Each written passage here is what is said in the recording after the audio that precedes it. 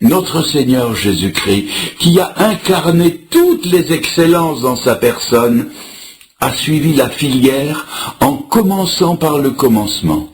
Et la crèche de Bethléem en est la preuve. Il n'a pas sauté les étapes. Ruth de l'Ancien Testament a aussi commencé par laisser sa famille. Elle s'est adonnée à des petites tâches comme glaner dans les champs, et ce n'est qu'après qu'elle est devenue l'épouse du très considéré Boaz. Élie aussi, avant d'être nourri par les anges, a été nourri par les corbeaux. Et quand il est à Sarepta, le grand repas miraculeux a commencé par un peu d'eau, un morceau de pain, un petit gâteau, et ce n'est qu'après que l'abondance est venue. Quand il a demandé la pluie et qu'il est allé sur le Carmel, qui s'est mis à genoux et s'est mis à prier, il l'a fait 7 fois. Et à la 7e fois, le nuage chargé d'eau s'est pointé à l'horizon. Mais pour commencer, il n'était pas plus grand que la paume d'une main. Dites-moi, mes amis, de quoi Dieu se sert-il pour confondre les choses fortes? C'est l'Épître aux Corinthiens qui nous répond, de celles qui d'abord sont faibles. Et avec quoi confond-il celles qui sont sages? Avec celles qui d'abord sont folles? Et celles qui sont, ne les confond-il pas avec celles d'abord qui ne sont pas? Dieu a dû ramener l'apôtre Paul au sentiment de sa petitesse, et il a obligé cet homme qui avait la stature morale d'un géant à n'être qu'une petite et faible chose, un faible commencement, et il lui a dit, « Paul, c'est dans ta faiblesse que ma force s'accomplit. » Dans le premier livre de Samuel, le reproche que l'Éternel fait à Saül, c'est d'avoir oublié qu'il avait été petit et faible. Il lui a dit par le prophète Samuel, « Lorsque tu étais petit à tes yeux, l'Éternel t'a oint pour roi sur Israël. » À cette époque, Saül était humble, il ne voulait même pas devenir roi. Il a fallu aller le tirer de force derrière les bagages où il s'était caché. Hélas, cet esprit d'humilité l'avait quitté, et Dieu l'a rejeté. Dieu s'est alors choisi un autre roi dans la famille de Jessé qui avait 8 fils. Quelle prestance avaient les 7 premiers, au point que Samuel, le voyant, n'y a rien vu. Dieu voulait le 8e, le plus petit, l'adolescent. Et c'est de ce petit jeune homme que Dieu a fait un grand roi. Et il le lui rappellera plus tard son petit commencement en lui disant « Je t'ai pris derrière le troupeau ». Moïse aussi était trop grand pour Dieu. Il avait été élevé à la cour du Pharaon dans toute la sagesse des Égyptiens. Il a dû tout recommencer, tout, en gardant les troupeaux d'un autre, ceux de son beau-père. Et nous aussi, nous sommes trop grands. Notre chair se croit trop grande. Notre moi est très important, trop important. C'est pourquoi Jésus dit, il faut que vous naissiez de nouveau. Il faut tout recommencer. Nous devons devenir des petits-enfants. Il a dit, si vous ne devenez comme des petits-enfants, et cela veut dire un petit commencement, vous n'entrerez point dans le royaume, ni dans le service de Dieu. Et quand Dieu voudra parler au prophète Élie pour le sortir de sa dépression, là encore, il se servira d'une petite chose. Dans le chapitre 19, on lit « L'Éternel passa, et devant l'Éternel, il y avait un vent fort et violent qui déchirait les montagnes et brisait les rochers. » Mais l'Éternel n'était pas dans le vent. Et après le vent, ce fut un tremblement de terre. Et l'Éternel n'était pas dans le tremblement de terre. Et après le tremblement de terre, un feu. Et l'Éternel n'était pas dans le feu. Et après le feu, un murmure doux et léger. Et quand Élie l'entendit, il s'enveloppa le visage de son manteau. Ne vous l'ai-je pas dit l'année dernière à ce même endroit?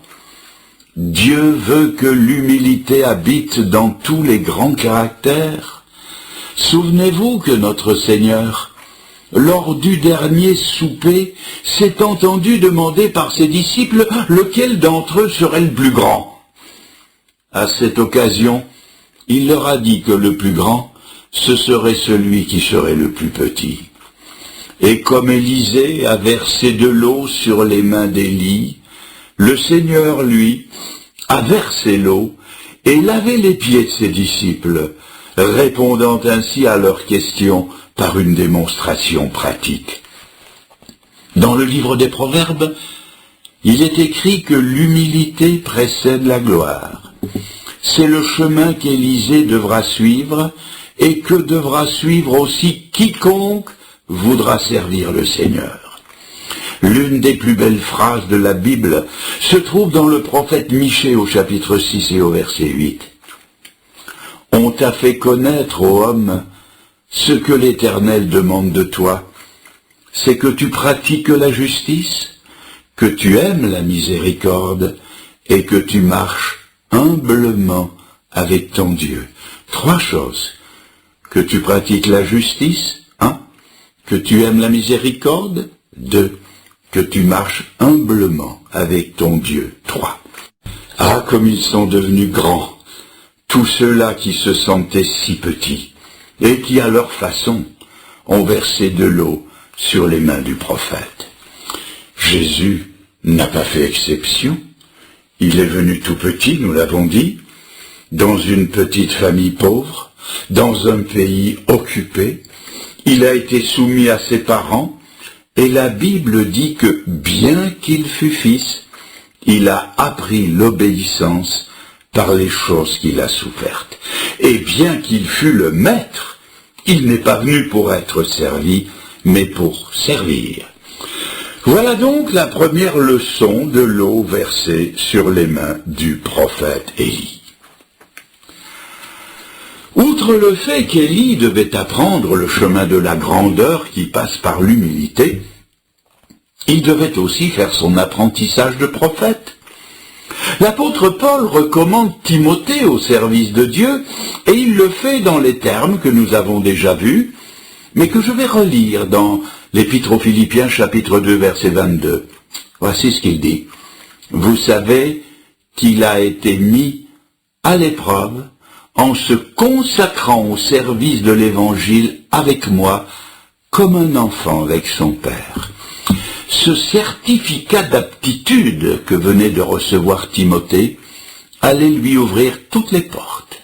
Il avait été à bonne école, il avait un curriculum vitae qui valait son pesant d'or, et de même quand Élisée entrera dans son ministère, son bagage pratique sera d'une efficacité percutante que la suite des événements nous apprend. Pas de tâtonnement, pas d'hésitation, il parle et agit d'emblée comme un prophète accompli et comme un serviteur parfaitement équipé pour toute bonne œuvre. Et cela parce qu'il avait commencé et appris à verser de l'eau sur les mains d'Élie. Vous remarquerez aussi que c'était sur ses mains qu'il versait de l'eau. Je ne sais pas si de temps en temps il en versait sur sa tête ou sur ses pieds, c'est possible. Mais c'est en rapport avec ses mains que le Saint-Esprit, qui est l'auteur de la parole de Dieu, nous rapporte la chose sur les mains du prophète Élie. Alors, pourquoi ses mains? Les mains du prophète devenaient l'objet de son observation et de son attention particulière. Ayant bien observé les mains du prophète, il savait maintenant ce qu'il devait faire avec les siennes. Chacun sait que, après la langue, les mains sont le plus grand moyen d'expression que nous possédions, à tel point que l'on dit des amis italiens, tanto è vero che, si on leur coupait les mains, ils ne pourraient plus parler. Il paraîtrait même, je ne l'ai pas vérifié, que la moitié des ramifications nerveuses du cerveau sont en rapport avec les mains. On peut faire et dire beaucoup de choses avec les mains. La main peut indiquer une direction. Elle peut indiquer un apaisement, ou donner un ordre, ou marquer une halte, ou préciser des chiffres, ou une invitation, ou une prière, ou une menace, ou une promesse, ou un niveau, ou une reddition, ou un avertissement, une négation, un dédain. 100 choses peuvent être dites avec les mains. C'est pourquoi le psaume 132, verset 2 dit « Comme les yeux de la servante sont sur les mains de sa maîtresse, ainsi, ô Éternel, nos yeux sont sur toi. » Cela faisait partie de l'apprentissage à discerner quelle était la volonté de son maître, et au-delà de la volonté de son maître, quelle était la volonté de Dieu.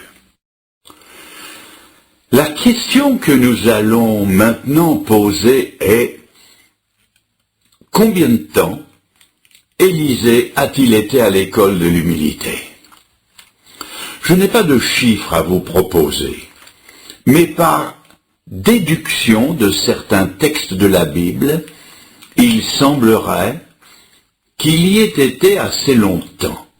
Car entre le moment où le prophète est venu lui mettre son manteau sur les épaules, et le moment où, après la traversée du Jourdain, il a ramassé le manteau du prophète, et qu'Élie est monté au ciel sur les chars et des chevaux de feu, entre ces deux moments, retenez-le, Élisée avait perdu tous ses cheveux.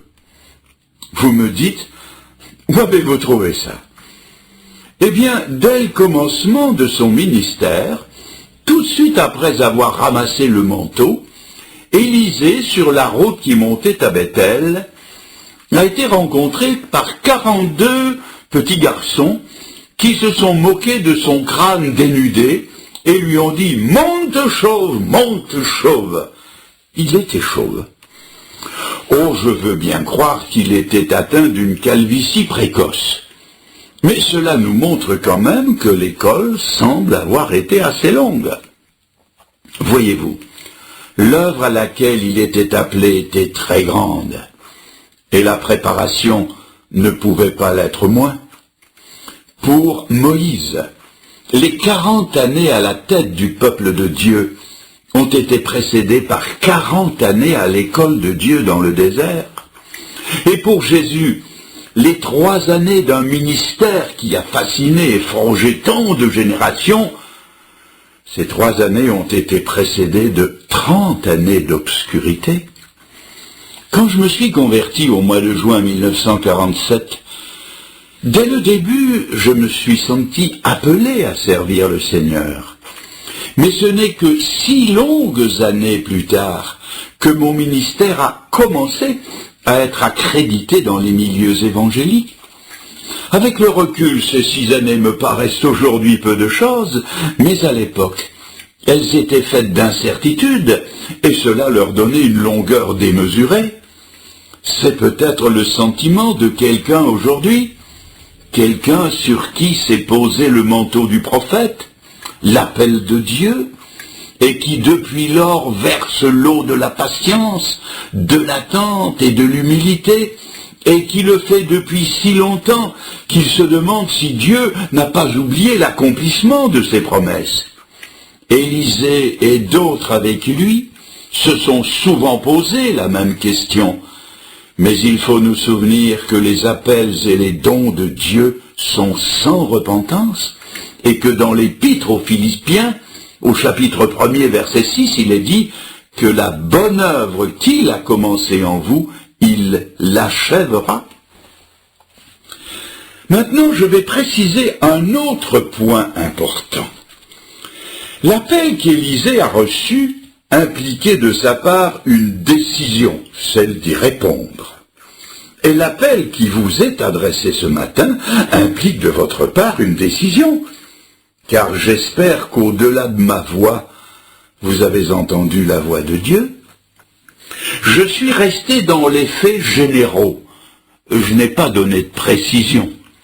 Il y a tant de possibilités de service que je ne pouvais pas m'étendre sur des appels précis et particuliers.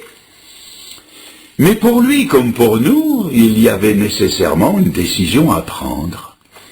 Il devait quitter le travail habituel qu'il aimait, auquel il avait donné des années de sa vie,